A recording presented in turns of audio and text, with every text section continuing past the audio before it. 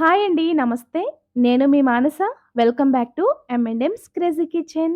ఈరోజు మన కిచెన్‌లో హెల్త్ పరంగా ఎన్నో ప్రయోజనాలున్న జొన్న పిండితో ఇన్‌స్టాంట్‌గా చేసుకునే హెల్తీ బ్రేక్‌ఫాస్ట్ రెసిపీ జవార్ ముతియా ఎలా చేసుకోవాలో చూపించబోతున్నాను. ఇది గుజరాతీ రెసిపీ అండి. అలాగే జొన్న పిండితో మనం ఎప్పుడు రొట్టెలే చేసుకుంటూ ఉంటాం కదా! అలా కాకుండా ఒక్కొక్కసారి ఇలా సింపుల్‌గా అయిపోయే బ్రేక్‌ఫాస్ట్‌ని కూడా ప్రిపేర్ చేసుకోవచ్చు. సో, లేట్ చేయకుండా ఈ హెల్తీ బ్రేక్‌ఫాస్ట్ రెసిపీ ఎలా చేసుకోవాలో చూసేద్దాం. వీడియోనెక్కడ స్కిప్ చేయకుండా ఎండ్ వరకు చూసేయండి. జవార్ ముతియా ప్రిపేర్ చేయడానికి ఫస్ట్ ఒక మిక్సింగ్ బౌల్ తీసుకొని, అందులో సన్నగా కట్ చేసి పెట్టుకున్న అరకప్పు వరకు క్యాబేజీ, సన్నగా తురుముకున్న అరకప్పు క్యారెట్, పావు కప్పు వరకు కట్ చేసి పెట్టుకున్న క్యాప్సికమ్, అరకప్పు వరకు సన్నగా చాప్ చేసుకున్న ఉల్లిపాయ ముక్కలు, పావు కప్పు వరకు సన్నగా కట్ చేసిన కొత్తిమీర, కొద్దిగా కరివేపాకుని కూడా చాప్ చేసి వేసుకోండి.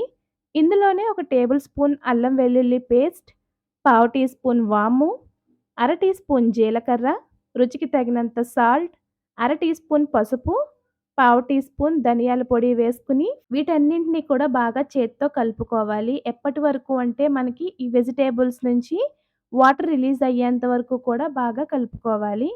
ఇప్పుడు ఇందులో ఒక టేబుల్ స్పూన్ సన్నగా కట్ చేసి పెట్టుకున్న పచ్చిమిర్చి వేసుకొని మరొకసారి కలపాలి. ముందే పచ్చిమిర్చి కూడా వేసి కలుపుకోవచ్చండి. కాకపోతే మనం గట్టిగా కలపటం వల్ల పచ్చిమిర్చి ఘాటుకి చెయ్యి మండుతుందని చెప్పి నేను లాస్ట్‌లో వేసి కలిపాను. ఇప్పుడు ఇందులోనే 1:30 కప్పుల వరకు జొన్న పిండిని వేసుకొని జల్లించుకోవాలి. ఇలా జల్లించుకున్న పిండి తీసుకోవటం వల్ల మనకి రెసిపీ సాఫ్ట్‌గా వస్తుంది. సో, మళ్ళీ పిండిని ఈ వెజిటబుల్స్‌తో బాగా కలిసేలాగా కలపండి. ఫస్ట్ వాటర్ యాడ్ చేయకుండా బాగా కలపండి. ఇందులో పావు కప్పు వరకు ఫ్రెష్ పెరుగును వేసుకొని మరొకసారి పిండంతటిని కూడా సాఫ్ట్‌గా కలుపుకోండి. మీకు పిండంతా ఇక్కడే సాఫ్ట్‌గా కలిసిపోతే ఇంకా వాటర్ యాడ్ చేయక్కర్లేదండి. ఒకవేళ మీకు పిండి ఇంకా పొడి పొడిలాడుతున్నట్లు అనిపిస్తే 1 ఆర్ 2 టేబుల్ స్పూన్స్ వరకు హాట్ వాటర్‌ని యాడ్ చేసుకొని పిండంతటిని కూడా సాఫ్ట్‌గా కలపండి.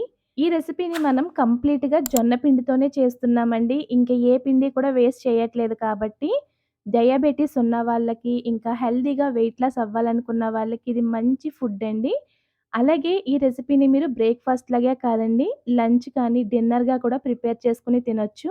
పిండి మొత్తాన్ని సాఫ్ట్‌గా కలుపుకున్న తర్వాత ఫైనల్‌గా ఇందులో ఒక టేబుల్ స్పూన్ ఆయిల్ వేసుకొని పిండిని మరొక 2 నిమిషాల పాటు బాగా కలుపుకోవాలి. ఇప్పుడు తడి ఆరిపోకుండా పిండి పైన మూత పెట్టి కవర్ చేసుకోవాలి. ఇప్పుడు హోల్స్ ఉన్న ఒక ప్లేట్‌ని కాస్త ఆయిల్ గ్రీస్ చేసుకొని, మనం రెడీ చేసి పెట్టుకున్న పిండి ముద్దని కొద్ది కొద్దిగా తీసుకుంటూ వీడియోలో చూపిస్తున్నట్లు ఇలా సిలిండ్రికల్ షేప్‌లోకి ఎలాంటి క్రాక్స్ లేకుండా ఒత్తుకోవాలి. వీటిని ప్లేట్‌లోకి అరేంజ్ చేసుకొని, ఇప్పుడు స్టీమ్ చేయడానికి స్టీమర్‌లో కొద్దిగా వాటర్ యాడ్ చేసుకొని హై ఫ్లేమ్‌లో బాయిల్ చేసుకోవాలి. ఇప్పుడు ఈ ప్లేట్‌ని స్టీమర్‌లో ప్లేస్ చేసుకొని మూత పెట్టేసి మీడియం ఫ్లేమ్‌లో 15-20 నిమిషాల పాటు స్టీమ్ చేసుకోవాలి. పిండి కంప్లీట్‌గా ఉడికిందో లేదో తెలుసుకోవడానికి లోపల వరకు ఇలా నైఫ్‌ని గుచ్చి చూడండి. సో, మనకైతే పిండి ఇక్కడ కంప్లీట్‌గా ఉడికిపోయింది. ఇప్పుడు వీటిని బయటికి తీసి పూర్తిగా చల్లారనివ్వాలి. కనీసం గోరువెచ్చగా కూడా ఉండకూడదండి. కంప్లీట్‌గా చల్లారిపోవాలి. ఎందుకంటే జొన్న పిండిలో జిగురు శాతం ఉండదండి. సో, వేడి మీద కట్ చేశామంటే అవి విరిగిపోయే ఛాన్స్ ఉంటుంది. అదే చల్లారిన తర్వాత కట్ చేశామంటే అవి కాస్త గట్టిగా ఉంటాయి కాబట్టి విరగడానికి ఛాన్స్ తక్కువగా ఉంటుందండి. సో, చల్లారిపోయిన తర్వాత వీడియోలో చూపిస్తున్నట్లు ఇలా ముతియాని రౌండ్ షేప్ లాగా కట్ చేసుకొని పక్కన పెట్టుకోండి. ఇప్పుడు స్టవ్ మీద ఒక పాన్ పెట్టుకొని 2 టేబుల్ స్పూన్స్ వరకు ఆయిల్ వేసుకొని, ఆయిల్‌ని పాన్ అంతా కూడా స్ప్రెడ్ చేసుకోండి. ఆయిల్ కాగిన తర్వాత కాస్త ఆవాలు, కొద్దిగా జీలకర్ర, అలాగే కొద్దిగా నువ్వుల్ని ఈ విధంగా లైట్‌గా స్ప్రింకిల్ చేసి ఒక 10 సెకండ్స్ పాటు ఫ్రై చేసుకున్నాక, మనం కట్ చేసుకున్న ఈ ముతియాస్‌ని అందులో వేసుకోండి.